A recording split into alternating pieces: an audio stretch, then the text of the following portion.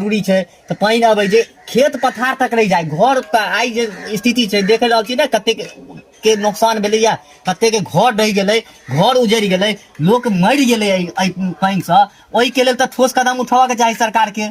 हाँ ये अहाँ के बात सही है कि पानी हमरा सबके ओतबा चाही जे हमरा सबके काज भ जाए, एते पानी नहीं चाही जे हम सब दिक्कत में रही। अखन अहाँ के क्षेत्र में न कम पानी है आई बिहारे में लो लिया भागलपुर में लो लिया देखियो कते बिल्डिंग कते मेहनत से खून पसीना के कमाई से लोग बाहर अपन घर दुआर छोड़ कर बाहर दोसर राज्य जाकर कमा कर एक एक रुपया जोड़ कर घर बनबै छै आ वो घर आई बाढ़ में दई गेलै ओकरा कते लगते आ सरकार जे रिलीफो देते तो ओकरा तक पहुंचते कि नहीं पहुंचते ओकर कोनो गारंटी नहीं छै से ई बात के अहाँ समर्थन करै छियै कि नहीं करै छियै? हाँ ये बात बिल्कुल करै छी,